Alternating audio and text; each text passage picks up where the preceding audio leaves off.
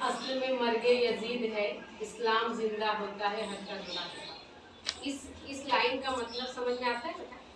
इस लाइन का मतलब ये है कि अगर जालिम जुल्म करता है ना तो वो खुद खत्म हो जाता है। ये जो सोचते हैं कि इस तरह से उनकी शहादत हुई, उनके ऊपर, उनके खानदान के ऊपर, अहले बैत के ऊपर इतना जुल्म हुआ, तो असल में उसने जुल्म किया। लेकिन आज यजीद का कोई नाम नहीं बना है। यजीद के नाम से कोई अपने बच्चों का नाम रखता है? नहीं रखता है। लेकिन आज गली गली में हुसैन के नारे बुलंद हो रहे हैं। आज 14 सदी गुजरने के बाद भी उनका नाम जिंदा है। लेकिन यजीद का नाम जिंदा है? नहीं जिंदा। उसका सिर्फ जुल्म लोग याद करते हैं। लेकिन यजीद को अभी वो जिस तख्त के लिए, जिस खिलाफत के लिए उसने इतना बड़ा कारनामा अंजाम किया, उसके बेटे ने ही उस तख्त पे थूक दी कि मैं इस तख्त पे नहीं बैठूंगा कि जिसमें हुसैन का खून लगा हुआ, मैं उस तख्त पे बैठूंगा नहीं। लेकिन आज अब यहाँ पे क्या हो रहा है? जिस लिए कुर्बानी दी गई, जिस इस्लाम के लिए कुर्बानी दी गई, यहाँ पे क्या हो रहा है? आज मुसलमान क्या कर रहे हैं? क्या वाकई वो इस्लाम पर है?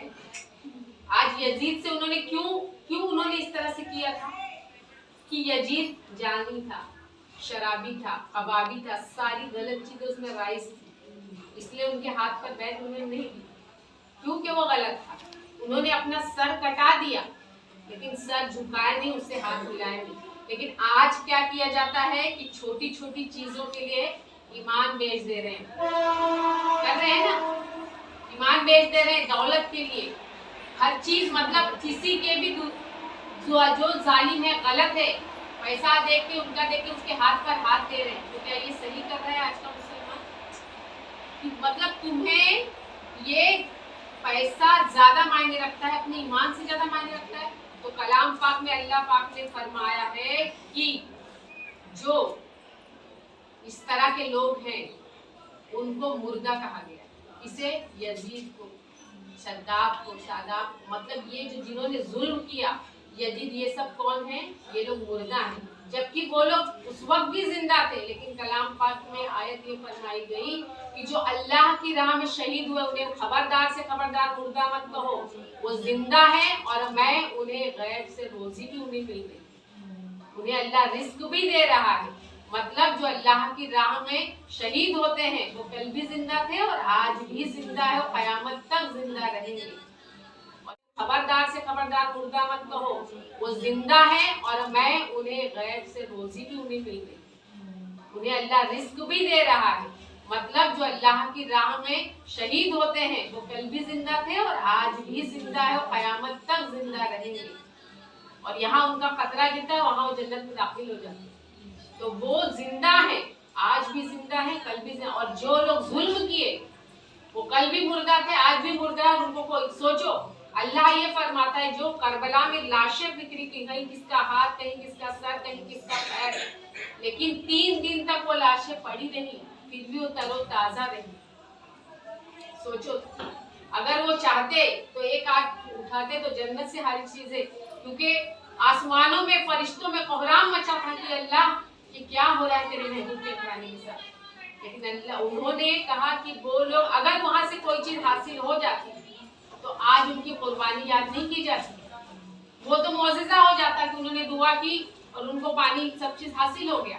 लेकिन उस वक्त लाशें बिखरी पड़ी है, सब कुछ है, लेकिन अल्लाह उनको कह रहा है कि वो जिंदा है। और जिनके पास दौलत के अंबार लगे हुए हैं, हाँ, पानी, नहरें फुरात पूरी थी, सब कुछ था, हाँ, पानी पी पी कर वो मर गए, लेकिन जो पैसे शहीद हो गए वो आज भी जिंदा है।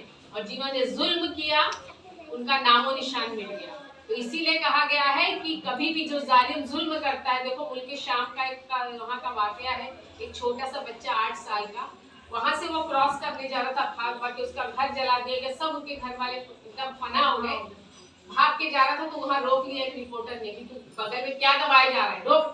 तो बच्चा रोते रोते कहा नहीं बताऊंगा, नहीं बताऊंगा। उन्होंने कहा दिखा।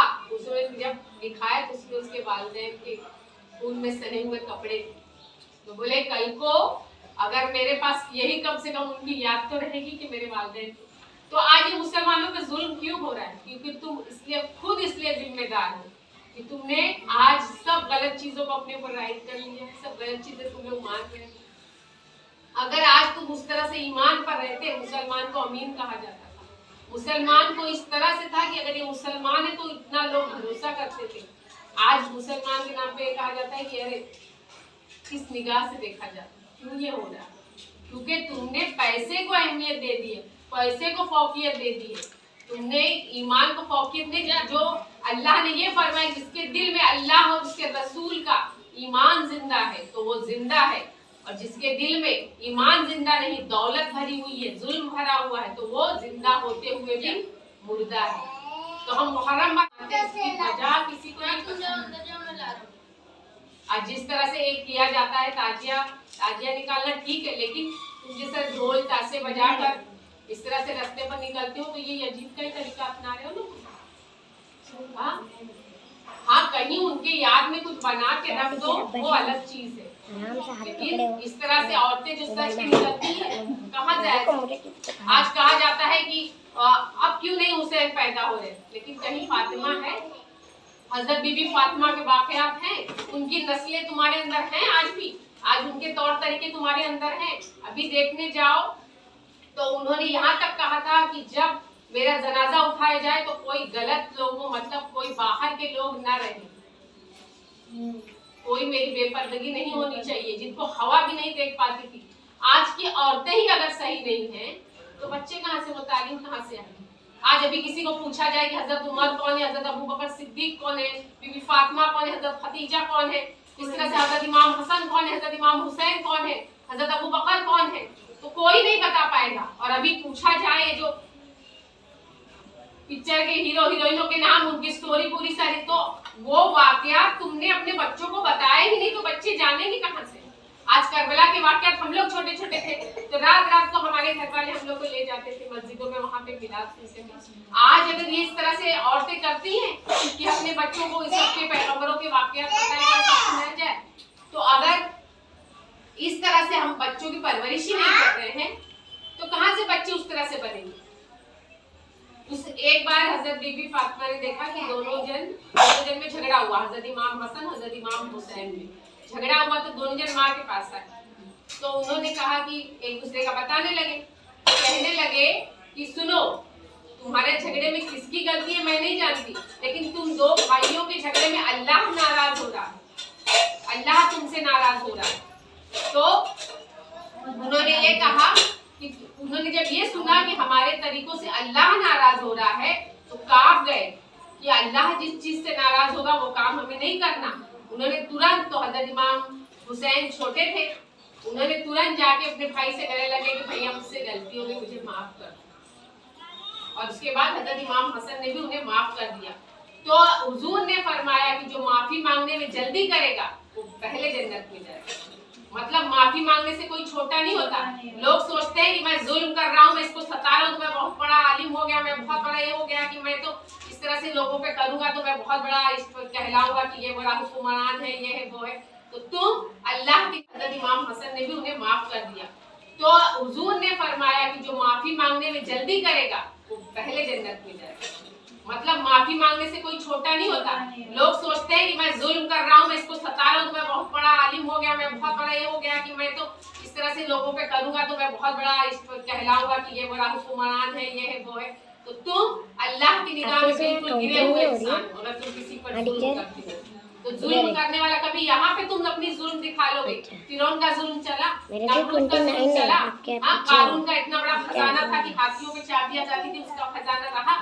तो ये चीजें जो है ना तुम्हारे लिए, लेकिन आखिरत तुम्हारी बिल्कुल खराब है। तो जुल्म करने वाला जुल्म करेगा और वो अपनी दुनिया भी खराब करेगा और अपनी आखिरत भी खराब करेगा। तो हमें ये चाहिए कि अपने बच्चों को हम इस तरह से सिखाएं कि करबला के वाकयात क्यों पेश आए, क्यों हजरत इमाम हुसैन ने कुर्बानी पेश की, इसलिए इस्लाम के लिए, इस्लाम को जिंदा रखने के लिए। और नहीं करते तो क्या होता? आज यजीदियत चलती ना, आज यजीदियत मतलब यजीद का जो तरीका था वो चलता, इसीलिए उन्होंने कुर्बानी पेश की। नहीं तो वो नहीं बैठ करते, चाहते तो बैठ कर लेते ना, वो तो सब कुछ देने को तैयार था, यही कहने को तैयार था ना। लेकिन वो माने नहीं और उन्होंने 72 अपने साथियों के साथ शहादत पेश की। तो हमें उसका नमूना ये लेना चाहिए कि आज किस लिए मुहर्रम मनाया जाता है। आज हुसैन का नाम हुसैनियत जिंदा रखने के लिए मुहर्रम मनाना है, कि उनकी याद ये करना है। तो सिर्फ याद नहीं करनी है, किस वजह से उन्होंने कुर्बानी पेश की उसे याद करना है। कि ना उन्होंने कभी जिना को फरोख्त दी, ना उन्होंने कभी झूठ को, फरेब को, गलत चीजों को, जुल्म को, उन्होंने जुल्म के आगे सर नहीं झुकाया। तो भले सर कट जाए लेकिन जुल्म के आगे झुको मत। ये जो जितने आज मुसलमान कहना है, आज दुनिया के यजीद पैदा ही हो गए हैं, लेकिन हुसैन कहीं नहीं पैदा होगा, क्योंकि वैसी माएँ नहीं है, वैसा माहौल नहीं है। तो हमें ये चीजें पैदा करनी है कि हमें दुनिया और आखिरत में हर जगह जहाँ पे भी उनकी महफिल सजाई जाती है, जिस भी मकसद से अगर इंसान नेक मकसद से महफिल में बैठे, उसकी जो दुआ होगी अगले मुहर्रम तक इंशाअल्लाह पूरी होगी। तो अल्लाह की बारगाह में हमारी यही दुआ है कि अल्लाह अपने हबीब के सदक़े तुफैल में हम सब के और तमाम उम्मत मोहम्मदिया के हर रंज और मुसीबतें दूर फरमाए, और अल्लाह अपने हबीब के सदक़े में हसन हुसैन के सदक़े तुफैल में हर एक को हुजूर के और हसन हुसैन के बताए हुए रास्तों पर चलने की तौफीक दे, और हम तमाम मोमिन मुसलमान के हर रंज और मुसीबतें मुश्किलात दूर फरमाकर हर जायज़ी में बनना आमीन।